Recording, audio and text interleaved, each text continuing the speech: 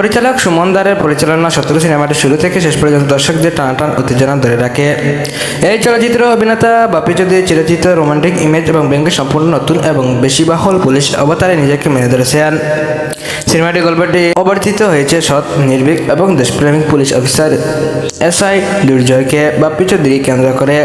শহরের আইন শৃঙ্খলা বজায় রাখা এবং সাধারণ মানুষের নিরাপত্তা নিশ্চিত করাই তার মূল লক্ষ্য। তবে তারা এই সততার পথে বড় বাধা হয়ে দাঁড়ায় শহরে অন্ধকার জগতের ত্রাস ক্ষমতাশালী মাফিয়া ডন একবার শেঠ মিশা সওদাগর একবার শেঠ আর গুন্ডা বাহিনী নিয়ে পুরো এলাকা জিম্মি করে রাখে এবং অবৈধ ব্যবসা, চাঁদাবাজি, নানা অপরাধমূলক কর্মকাণ্ড চালায়। দুর্জয় যখন অপরাধের সাম্রাজ্য গড়িয়ে দিতে একে একে তাদের অসুস্থায় আঘাত হানে, তখন একবার শেঠের সাথে তার সরাসরি শত্রু শুরু হয়।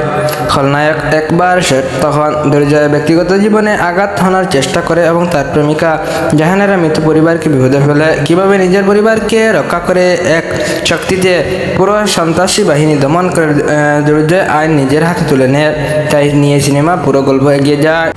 সিনেমাটি অ্যাকশন এবং ডিরেকশনের ছিলেন আরমান চূর্ণ, যারা প্রতিটি ফাইট শেষকে বেশ দীর্ঘ এবং লার্জ স্কেপ ডাইভ দেওয়ার চেষ্টা করেছেন। নিচের প্রধান ফাইটগুলোর বিবরণ দেওয়া হয়েছে। সিনেমাটি বাপি চৌধুরী অ্যান্টি ফাইটটি অন্যতম দীর্ঘ অবৈধ চলাচলের খবর পেয়ে এসআই দুর্জয় যখন লঞ্চ ঘাটে একটি বিশাল গুদাম গড়ে আনা নেন, তখন একবার সাইডের প্রায় 20-30 জন শত্রু গুন্ডা তাকে ঘিরে ফেলে। এই সিনে লাঠি, লোহার এবং রড কটর ব্যবহার করে দেশীয় কায়দার একটি রিয়েলিস্টিক ফাইট দেখানো হয়। বাপির রেফ হ্যান্ড এবং টাফ লুক এবং খালি হাতের পাঞ্জাগুলো এই দীর্ঘ দৃশ্য দর্শকদের দারুণ আনন্দ দেয়। আপনারা দেখি মতামত কমেন্ট করে জানাবেন। ধন্যবাদ।